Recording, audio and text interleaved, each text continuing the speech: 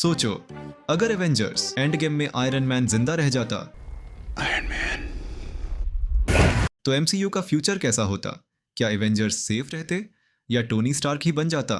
सबसे बड़ा डेंजर आज हम एक्सप्लोर करते हैं। एक व्हाट इफ टाइमलाइन जहां आयरन मैन मारता नहीं है, Tony Stark infinity stones use करके थानोस को हरा देता है। लेकिन इस टाइमलाइन में कुछ अलग होता है। स्नैप की एनर्जी टोनी को इंस्टेंटली किल नहीं करती, वो ऑलमोस्ट डेथ के करीब चला जाता है लेकिन जिंदा बच जाता है। थानोस हार जाता है, यूनिवर्स बच जाता है, पर असली कहानी यहीं से स्टार्ट होती है। पार्ट 1, हीरो बनने के बाद दुनिया। टोनी स्टार्क अब दुनिया का सबसे बड़ा हीरो बन जाता है। लोग उसे कहते हैं saviour of the universe. Government उसे ग्लोबल सिक्योरिटी के लिए अप्रोच करती है। पेपर और मॉर्गन फाइनली एक सेफ लाइफ जीते हैं, लेकिन टोनी स्टार्क वो कभी रेस्ट नहीं करता। उसके दिमाग में सिर्फ एक थॉट है, अगर फिर से थानोस जैसा कोई आया तो। Part 2, ultra armour plan. Tony अब बनाता है अपना सबसे advanced project, multiverse iron armour. वो वाकंडा और डॉक्टर स्ट्रेंज की टेक्नोलॉजीज को मर्ज करता है। इस आर्मर का पर्पस सिंपल है, हर यूनिवर्स को स्कैन करना, फ्यूचर थ्रेट्स डिटेक्ट करना और इंस्टेंट रिस्पॉन्स देना। टोनी अब सिर्फ अर्थ का प्रोटेक्टर नहीं, पूरे मल्टीवर्स का गार्डियन बन रहा है। पार्ट 3, स्पाइडरमैन का फ्यूचर। इस टाइमलाइन में पीटर पार्कर की लाइफ भी कंप्लीटली चेंज हो जाती है। टोनी स्टार्क जिंदा है, इसलिए पीटर को एक पावरफुल मेंटोर मिलता है, नए सूट्स मिलते हैं, एडवांस्ड ट्रेनिंग मिलती है।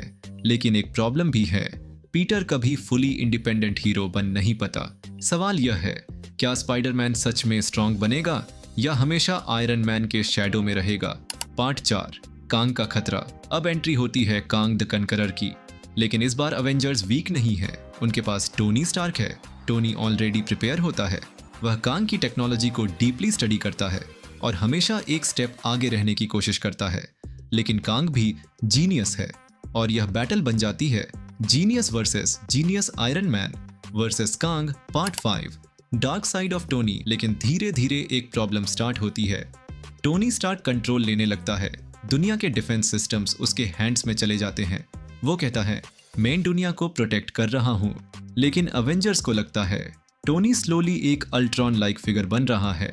जो चीज उसने प्रोटेक्शन के लिए बनाई थी वही अब थ्रेट बन सकती है। इस व्हाट इफ टाइमलाइन में आयरन मैन जिंदा है, अवेंजर्स ज्यादा पावरफुल हैं, स्पाइडरमैन को अल्टीमेट मेंटर मिलता है, कंग के लिए अर्थ एक नाइटमेयर बन जाती है। लेकिन एक सवाल रह जाता है, क्या टोनी स्टार्क का सरवाइव करना बेस्ट डिसीजन होता या उसकी सैक्रिफाइस ही एमसीयू को बैलेंस में रखती है? आपका क्या ओपिनियन है? अगर आयरन मैन जिंदा होता, एमसीयू बेटर होता या वर्स? कमेंट जरूर करो और ऐसे और मार्वल व्हाट इफ स्टोरीज के लिए सब्सक्राइब करो।